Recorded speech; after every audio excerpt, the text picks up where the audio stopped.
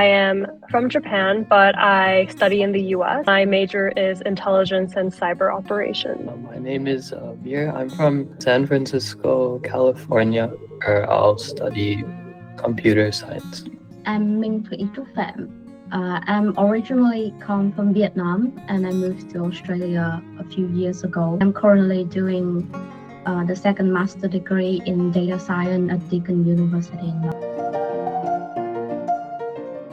It began during a university course on digital forensics and information technology. I took a course in post-quantum cryptography as an undergrad student, participated in some internships in these areas. I found a scholarship in post-quantum technologies, but I applied for it.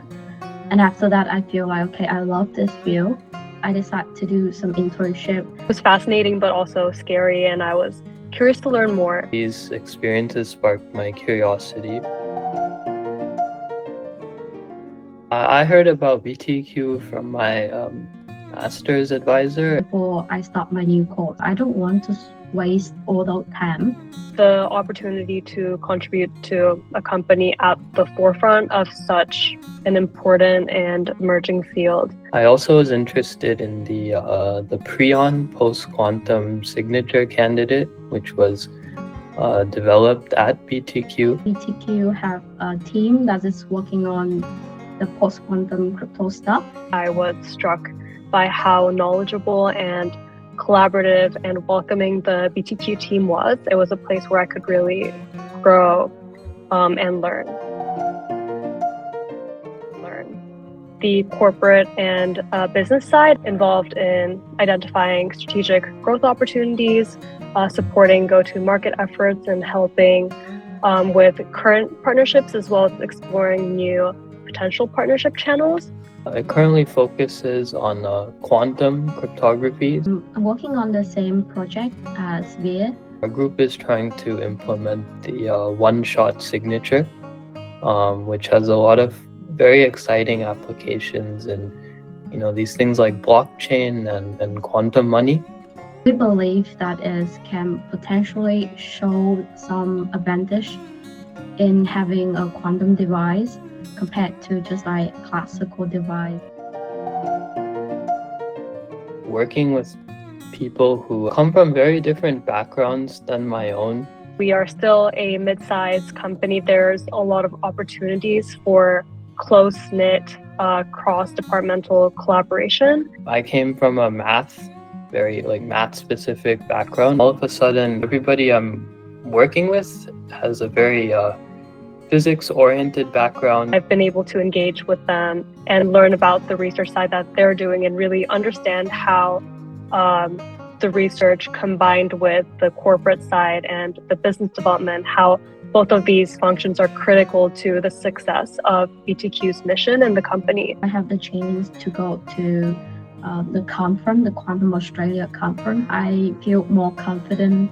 I learned that research and doing research and crafting new ideas take time and consistency. BTQ is my only choice. What I wanted to do next, and I kind of wanted to just continue that path. I guess that this urgency creates this unique window of opportunity to build partnerships and educate different stakeholders and drive early adoption. I know that BTQ had both post-quantum and quantum team. My interest in global security and emergent technologies. I like the field itself. Coming from a math background, like post-quantum cryptography, also in interesting mathematics such as like lattices and things like this. Post-quantum cryptography is right at the intersection of both my academic training and interests. Putting myself into a company that is building hardware stuff is kind of not compatible. Yes. Very important for companies to shift from like the kind of legacy cryptography to the post-quantum alternative. Organizations and institutions, especially in the heavily regulated sectors, they need to start preparing now. The quantum computers are getting, more powerful and also more like fault tolerant every year. few months ago. NIST is already finalized the list of PQC algorithm and announced that the protocol will be implemented before 2035. Waiting until quantum computers are fully capable it's too late. It's a quite near-term problem. We don't know what's going to happen in the next 10 years, and we need to be well prepared for that. Maybe some new attacks on the current system gonna be invented. The interest is there, but it's still a complex field, and students are trying to navigate how to enter the field. There are a lot of emerging startups related to quantum, and the culture around internships and having younger students enter the field, it is growing. In the US, the resources are definitely there for motivated students. Most of the universities will definitely provide a beginning kind of course on quantum computation and other things like cryptography, and there's definitely lots of sort of summer research opportunities, both through the university and also through internships. In Australia, there's a lot of activities, summer school program, talks by university lecturer for high school students to show them new technologies and motivate them to pursue their career in this field. My hometown, a few years ago, there not much such activity for high school students. They do have a lot of summer school. This one is mostly for undergraduate and postgraduate students. The interest in quantum and post-quantum security is still developing globally, and students everywhere are trying to find the right entry point into this complex field. It's talked about in a very limited way. My classmate here that doing data science and IT, I think they do heard about quantum before, but not post-quantum cryptography. There's not too much awareness for it compared to other topics AI. I feel like quantum topics, they tend to get overshadowed. They don't actually care about the security stuff. They're not aware of the existing of a quantum computer can harm their personal information. There's more applications for it coming out now. Now there's quantum machine learning. There's quantum cryptography. Awareness is slowly growing, especially among cybersecurity focused students.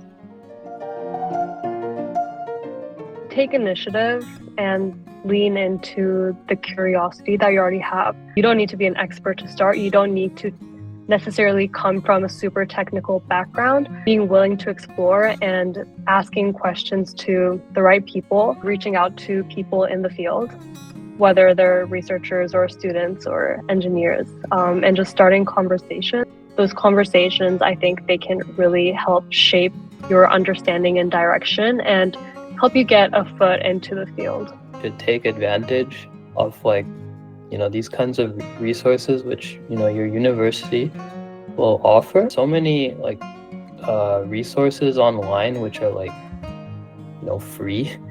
Jump into a paper, a book, a project, and just consistently read that or asking. Just don't be afraid. Consistency is the key. We learn on the way. How this technology will reshape global security and international policy, especially in defense and intelligence contexts. How will nations, countries regulate or negotiate the military and intelligence use of quantum capabilities and integrate post-quantum tech? Just as we've seen with nuclear arms treaties and cyber norms, I feel like quantum will require new global frameworks to manage their strategic impact as well. I'm really driven by the challenge of public understanding. I feel like a lot of the important conversations about emerging technologies, they're either buried in technical papers or they happen behind closed doors. So I'd love to be part of the effort to bring those conversations into the open and help, policymakers, institutions, the public engage with these shifts in a more informed way.